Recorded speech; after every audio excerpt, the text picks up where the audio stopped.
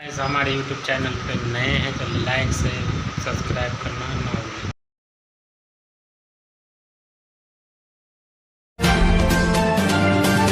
नमस्कार, मैं हूं प्रिया। आज है 11 सितंबर। खबरों की तरफ बढ़ने से पहले एक नजर सुर्खियों पर। नीतीश सरकार ने मंत्री विजेंद्र यादव को दी बड़ी जिम्मेदारी।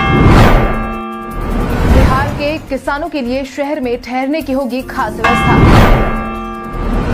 बिहार में दिसंबर से नहीं होगा प्लास्टिक का इस्तेमाल। रोहतास और औरंगाबाद में मिला क्रोमियम का भंडार। ओवरऑल रैंकिंग में आईआईटी पटना को मिला फायदा तो एनआईटी को हुआ नुकसान। अब चले बढ़ते हैं बिहार की 25 बड़ी खबरों की ओर विस्तार से। नागरिक संस्थान सूचना विभाग CRID ने निकाली रिक्तियां। नागरिक संस्थान सूचना विभाग ने ड्रोन पायलट के कुल मिलाकर 10 पद पर आवेदन की मांग की है। इन पदों के लिए शैक्षणिक योग्यता की बात करें तो अभ्यर्थियों के पास वैमानिकी इंजीनियरिंग में डिग्री होना अनिवार्य है। इच्छुक और योग्य उम्मीदवार अंतिम तारीख 30 सितंबर 2021 तक आधिकारिक वेबसाइट www.csharyana.gov.in पर जाकर आवेदन भर सकते हैं। इसके साथ ही आप इन पदों से जुड़ी तमाम जानकारी नीचे डिस्क्रिप्शन बॉक्स में दिए गए URL से जाकर ले सकते हैं। सीएम नीतीश के ऐतराज से हरकत में आए सभी जिलाधिकारी।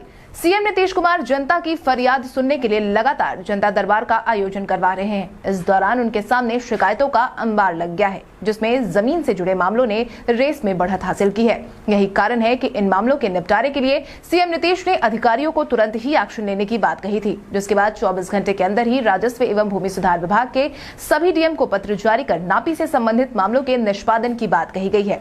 राजस्व विभाग ने सभी डीएम को पत्र लिख भूनापी में संबंधित मामलों के निष्पादन के निर्देश दिए हैं। पत्र में कहा गया है कि अंचलों में भूमापी के कारण हो रहे विवादों से संबंधित आवेदन प्राप्त हो रहे हैं। साथ ही ये भी कहा गया है कि भूनापी से संबंधित आवेदनों को ससमय और निष्पक्ष तरीके से निष्पादित करने के लिए सभी अंचलाधिकारियों को आदेश निर्गत किया जाए, ताकि वो विवादों को कम कर सके। बिहार में गन्ने से जुड़े उत्पादन को मिल सकता है उद्योग का दर्जा। ग्रामीण अर्थव्यवस्था को मजबूत करने के लिए बिहार में सरकार अहम कदम उठाने जा रही है, जिसके तहत राज्य में ग्रामीण अर्थव्यवस्था को मजबूत करने के लिए एक नई पहल की गई है, जिसके तहत ही बिहार देश का पहला राज्य होगा जहां गन्ने से बनने वाले गुड़ उत्पादन को उद्योग का दर्जा जल्द ही दिया जा सकता है। आधिकारिक सूत्रों की माने तो इसकी तैयारी सीएम नीतीश ने शुरू कर दी है। इस बाबत न्यूज 18 से बातचीत करते हुए बिहार के गन्ना मंत्री प्रमोद कुमार ने भी बताया है कि बहुत जल्द कैबिनेट में इस योजना को पेश कर मंजूरी देने की कोशिश सरकार करने वाली है। प्रमोद कुमार ने आगे ये भी बताया कि बिहार के कई जिलों में, खासकर उत्तर बिहार के चंपारण, गोपालगंज, सिवान, सारण सहित कई और जिलों में बड़े पैमाने पर गन्ना का उत्पादन होता है। आज बिहारी पहचान में हम बात करेंगे संजय मिश्रा की। संजय मिश्रा का जन्म दरभंगा, बिहार में एक हिंदू परिवार में हुआ था। इनके पिता शंभुनाथ मिश्रा, जो कि एक पत्रकार हैं, इन्होंने अपनी शिक्षा वाराणसी से केंद्रीय विद्यालय BHU कैंपस से की थी। इसके बाद इन्होंने बैचलर्स की डिग्री पूरी करने के बाद राष्ट्रीय नाट्य विद्यालय में प्रवेश किया और स्नातक की पढ़ाई पूरी की। संजय मिश्रा में एक भारतीय फिल्म के हास्य अभिनेता हैं। इन्होंने अधिकतर हिंदी फिल्में तथा टेलीविजन धारावाहिक में अभिनय किया है। इन्हें आंखों देखी के लिए film fair critic award for best actor से नवाजा गया था। वहीं हाल ही में टोटल धमाल में भी ये दिखाई दिए थे। नीतीश सरकार ने मंत्री विजेंद्र यादव को दी बड़ी जिम्मेदारी। बीते दिन नीतीश सरकार ने मंत्री विजेंद्र यादव को बड़ी जिम्मेदारी देते हुए उन्हें उपाध्यक्ष की जिम्मेदारी दे दी है, जो कि अगले 3 साल या अगले आदेश तक जो भी काम हो उसके लिए मनोनीत किए गए हैं। ज्ञात हो, विजेंद्र यादव बिहार के ऊर्जा मंत्री, सह योजना एवं विकास विभाग के मंत्री हैं। आपको ये भी बता दें कि इसके पहले पूर्व मुख्य सचिव GS कंग बिहार राज्य योजना परिषद के उपाध्यक्ष थे। इसके अलावा अशोक कुमार मिश्रा को एक बार फिर से बिहार राज्य योजना परिषद के सदस्य आधारभूत संरचना क्षेत्र के पद पर नियुक्त किया गया है। इनकी नियुक्ति भी 3 साल के लिए की गई है, जिसकी जानकारी योजना एवं विकास विभाग ने अधिसूचना जारी करके दे दी है। पंचायत चुनाव में ड्यूटी के लिए नहीं होना होगा परेशान। बिहार में पंचायत चुनाव में ड्यूटी के लिए परेशान हो रहे कर्मियों के लिए अहम सूचना। राज्य निर्वाचन आयोग ने चुनाव में दी जाने वाली ड्यूटी को लेकर अब अपना पक्ष साफ कर दिया है, जिसके तहत आयोग ने साफ कहा है कि चुनाव में एक कर्मचारी की अधिकतम 4 बार ड्यूटी लगाई जाएगी।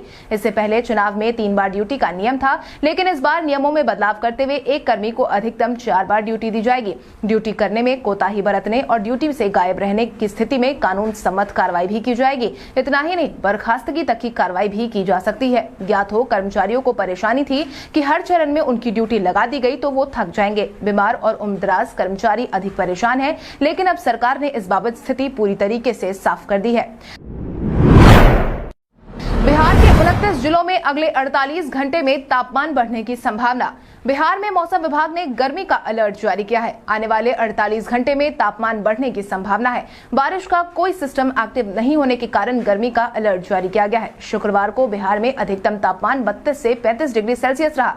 शुक्रवार को इसमें 1 से 2 डिग्री सेल्सियस की बढ़ोतरी का पूर्वानुमान पहले ही जारी किया जा चुका था। मौसम वैज्ञानिकों की माने तो बारिश नहीं होने के कारण इसमें गिरावट की संभावना नहीं दिख रही है। मौसम विभाग ने तो आने वाले 24 घंटे में अधिकतम तापमान में 1 से 2 डिग्री सेल्सियस की बढ़ोतरी का पूर्वानुमान भी जारी किया है।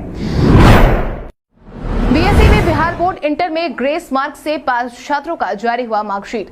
कोरोना के बढ़ते माहौल को देखते हुए बिहार बोर्ड ने इंटर में फेल हुए छात्रों को ग्रेस मार्क्स देकर पास किया था, जिसके बाद अब बीएसईबी ने बीते दिन मार्कशीट और प्रोविजनल सर्टिफिकेट भी जारी कर दिया है, जिसके तहत अधिकतम 2 विषयों में फेल हो गए जिन भी छात्रों को बोर्ड की तरफ से ग्रेस अंक देकर उत्तीर्ण कर दिया गया था, ऐसे अभ्यर्थियों की मार्कशीट और प्रोविजनल सर्टिफिकेट संबंधित जिलों के जिला शिक्षा पदाधिकारी कार्यालय में भेज दी गई है। जिसके बाद अब शिक्षण संस्थान के प्रधान अपने संस्थान के विद्यार्थियों के मार्कशीट और प्रोविजनल सर्टिफिकेट आदि अपने जिला शिक्षा पदाधिकारी कार्यालय से प्राप्त कर संबंधित विद्यार्थियों को उपलब्ध करवाएंगे।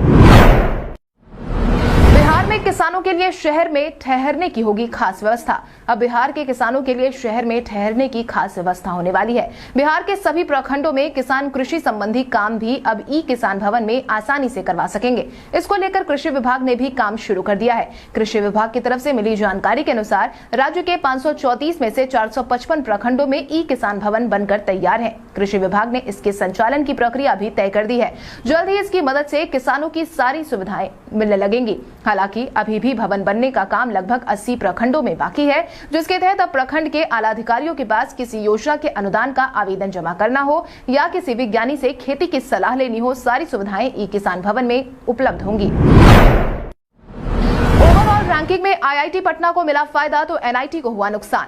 हाल ही में नेशनल इंस्टीट्यूशनल रैंकिंग फ्रेमवर्क 2021 ने अपनी ताजा रैंकिंग जारी की है, जिसमें बिहार के 2 कॉलेज को लेकर बड़ी खबर सामने आई है, जिसके तहत ओवरऑल रैंकिंग में बिहार से एकमात्र संस्थान आईआईटी पटना को जगह मिली है। सबसे खास बात यह है कि आईआईटी पटना अपने ओवरऑल रैंकिंग में लगातार सुधार कर रहा है।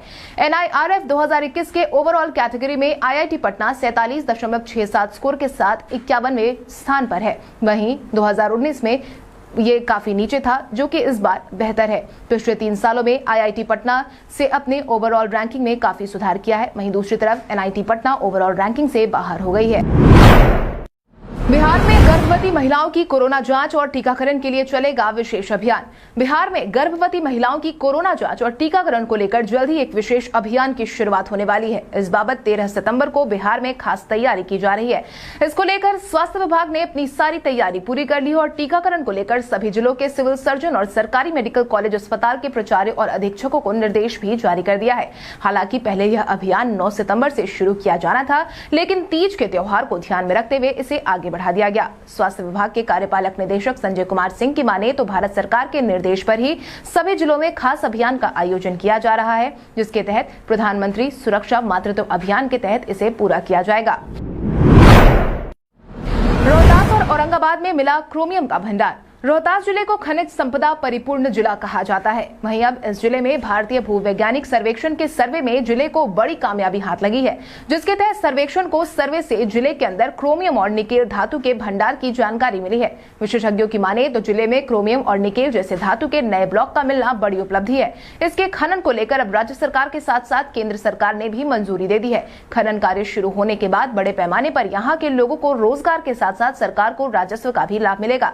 इसके साथ ही बिहार के औरंगाबाद के जंगलों की किस्मत भी चमकने वाली है, क्योंकि केंद्रीय जियोग्राफिकल टीम की सर्वेक्षण टीम की खोज में मदनपुर थाना क्षेत्र के दक्षिणी उमगा पंचायत का डेजना गांव के आसपास का जंगली और पहाड़ी इलाके में खनिज संपदा का भंडार मिला है।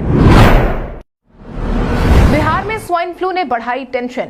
बिहार में डेंगू और कोरोना के मार के बीच स्वाइन फ्लू की पुष्टि से ही हड़कंप मच गया है। बिहार में इस समय वायरल फीवर का कहर लगातार जारी है। राज्य के सभी सरकारी अस्पतालों के बेड लगभग फुल बताए जा रहे हैं। वहीं एसकेएमसीएच, जीएमसीएच सहित कई अस्पतालों में एक बेड पर 2-2 बच्चों का इलाज किया जा रहा है। वहीं हाल ही में बिहार की राजधानी पटना में 2 मरीजों की पुष्टि हुई है, जिनमें स्वाइन फ्लू पाया गया है। ज्ञात हो यह इस साल का पहला मामला है, जिसके बाद अब स्वास्थ्य विभाग भी अलर्ट मोड में आ गया है। हालांकि भर्ती मरीजों के हालात फिलहाल स्थिर बताए जा रहे हैं। ऐसे में पटना की सिविल सर्जन विभा कुमारी ने अपना बयान जारी करते हुए साफ कहा है कि मामले की जानकारी मिल गई है, जांच के लिए टीम को भी लगा दिया गया है। इंस्पेक्शन के लिए पहुंची टीम को गायब मिले 90% कर्मी। बिहार सरकार हर बार बिहार की सरकारी स्कूल में शिक्षा व्यवस्था को सुदृढ़ करने के दावे करती रही है। हालांकि बिहार सरकार के इन दावों को शिक्षक आए दिन गलत साबित भी करते देखे गए हैं। ऐसा ही कुछ मामला बीते दिन भी सामने आया है, जब जिला कार्यक्रम पदाधिकारी की जांच की इस दौरान उच्च माध्यमिक विद्यालय पैनल का निरीक्षण करने गई टीम भी दंग रह गई, जब स्कूल में शिक्षक से लेकर अन्य 90% तक कर्मी गायब मिले। जांच टीम ने प्राचार्य से सवाल किया तो वो बोले 2 टीचर बैंक में चालान के लिए गए हैं, कई तो बिना बताए छुट्टी मार चुके हैं। हालांकि इसके बाद अनुपस्थित कर्मियों से 3 दिनों के अंदर जवाब की मांग की गई है, जिसको लेकर पटना के जिला कार्यक्रम पदाधिकारी स्थापना अरुण कुमार मिश्र ने भी चिंता जताई है और कहा कि ऐसे तो हो गई पढ़ाई और बन गया छात्रों का भविष्य।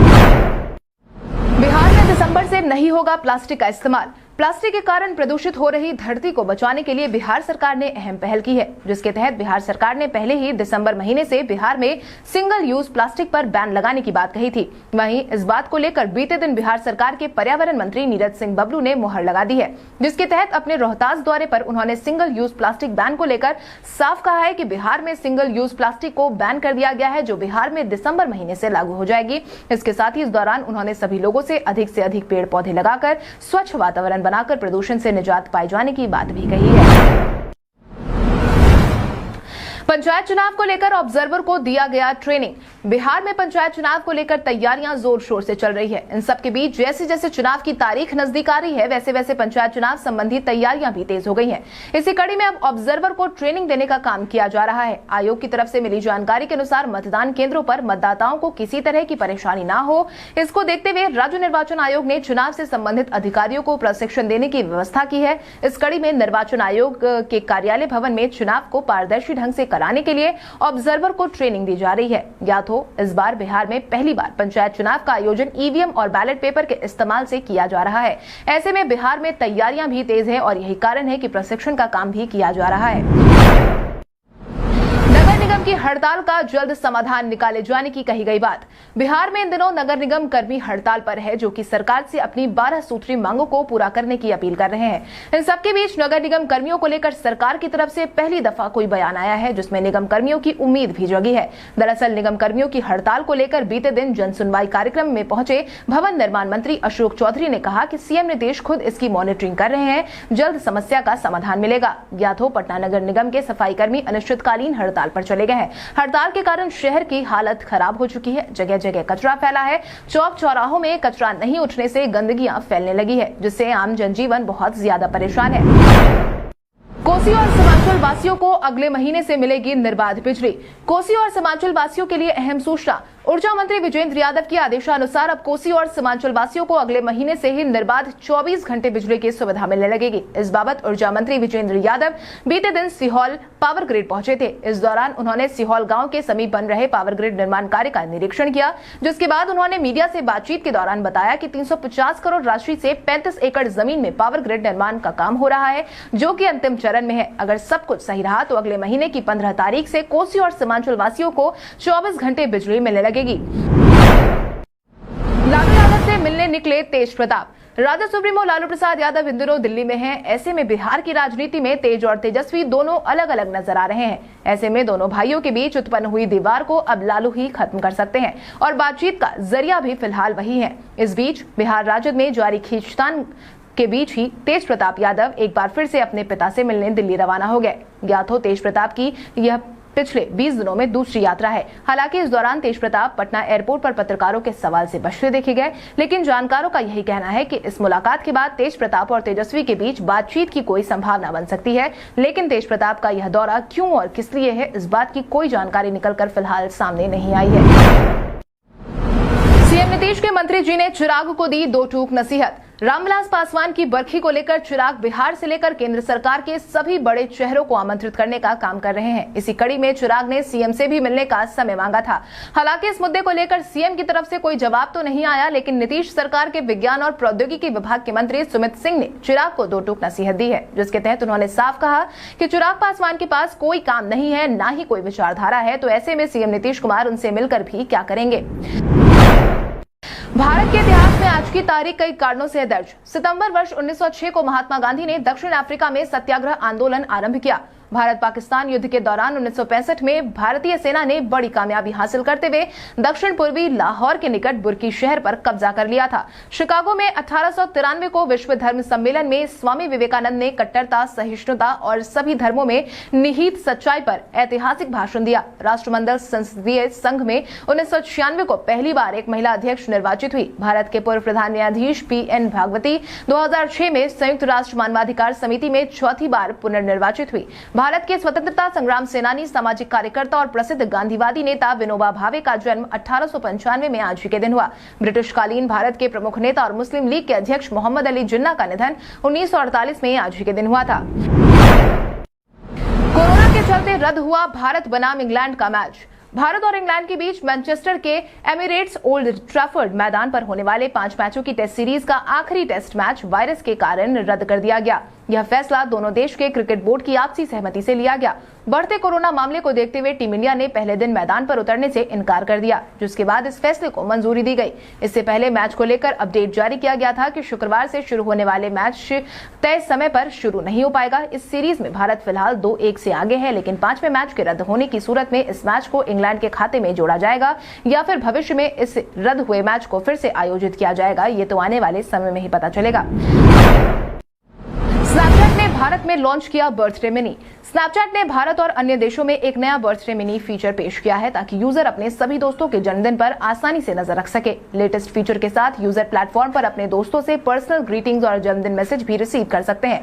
फोटो और वीडियो शेयरिंग प्लेटफॉर्म पर नया फीचर स्नैपचैट को अपकमिंग और हाल के जन्मदिनों की लिस्ट दिखाएगा। यह एक अलग टैब में ज़ोडिएक साइन पर आधारित जन्मदिन को भी डिस्प्ले करेगा। दोस्तों के जन्मदिन पर नजर रखने के साथ एक यूजर अपने जन्मदिन का काउंटडाउन भी कर सकते हैं। अब आइए जानते हैं सराफा बाजार और पेट्रोल डीजल के क्या थे भाव। अगर हम सराफा बाजार की बात करें तो सोने का भाव 10 सितंबर को 22 कैरेट के लिए प्रति 10 ग्राम 45,280 रुपए था। वहीं 24 कैरेट के लिए प्रति 10 ग्राम 48,730 रुपए था। इसके साथ ही अगर हम चांदी की बात करें तो चांदी का भाव प्रति किलो 64,200 रुपए था। इसके साथ ही राजधानी पटना में पेट्रोल की कीमत 103.89 रुपए प्रति लीटर और डीजल 95.54 रुपए प्रति लीटर था। ISBT बस स्टैंड की आई प्रशासन को याद। पिछले महीने मीठापुर बस स्टैंड का अस्तित्व खत्म होने के साथ ही ISBT का निर्माण हुआ था। हालांकि जब से इस बस स्टैंड की शुरुआत हुई है तब से ही लगातार बस स्टैंड को लेकर शिकायतें सामने आ रही है।